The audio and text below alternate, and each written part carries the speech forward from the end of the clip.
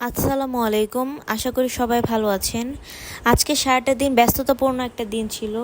যেহেতু আমার হাসপাতালে আজকে ডাক্তারের অ্যাপয়েন্টমেন্ট ছিল, বিকালবেলা চলে যেতে হবে 4টার দিকে, তাই সকাল সকাল কাজগুলো সেরে নেওয়ার চেষ্টা করছি। তাই সকাল সকাল ঘুম থেকে উঠে ঘরটা গুছিয়ে নিলাম। ঘরটা তো প্রতিদিন গোছানোর কাজ, প্রতিদিনই গুছিয়ে নিতে হয়, তাই তাড়াতাড়ি সকালে ঘরটা গুছিয়ে নিলাম।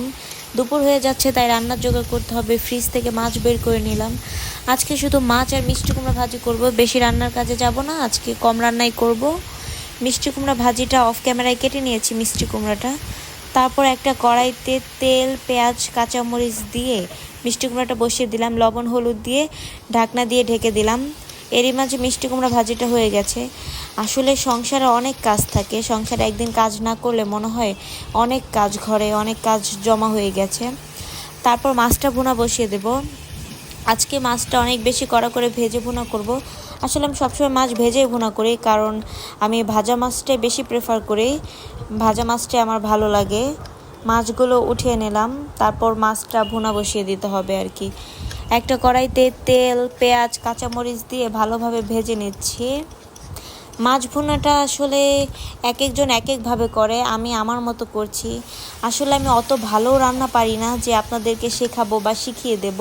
আমি আমার মতো রান্না করার চেষ্টা করি, কেউ ভুল ধরবেন না আসলে। তারপর পেঁয়াজ রসুন দিয়ে ভালোভাবে ভেজে নিচ্ছি। তারপর লবণ দিয়ে দিলাম। লবণ দেওয়ার পর হলুদ দিয়ে দিলাম। সুন্দরভাবে কষানো হলে আমি মনে করি সবার রান্নায় অনেক বেশি ভালো হয়।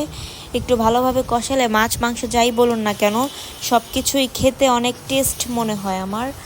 তো আদা রসুন দেওয়ার পর হলুদ, লবণ, মরিচ দিয়ে ভালোভাবে মশলাটা কষিয়ে নিলাম। এখন মাছগুলো দিয়ে দেব। মাছগুলো দিয়ে ভালোভাবে নেড়ে চেড়ে একটু পানি দিয়ে দিলাম। একটু পানি দিয়ে আবার মাছগুলোকে ভালোভাবে নেড়ে চেড়ে নিচ্ছি। তারপর মাছগুলোকে মশলার সাথে মেশার জন্য একটু অপেক্ষা করতে হবে, যাতে ভালোভাবে মাছগুলো মশলার সাথে মিশে যায়, যাতে মাছের ভেতরে মশলাগুলো ঢোকে। তারপর ভালোভাবে নাড়াচাড়া করে পানি দিয়ে দিলাম, ঝোলের পানি। এরই মাঝে ঝোলের পানি দেওয়া হয়ে গেছে। ঝোলটা একটু কমে আসলে, মানে আপনি যেরকম ঝোল খেতে চান আসলে ওই রকমই পানি দেবেন। এখন আমার মাছটা প্রায় হয়ে গেছে। মাছটা হয়ে গেছে, আমার রান্না কমপ্লিট। এখন দুপুরে খাবারের জন্য বসে পড়লাম।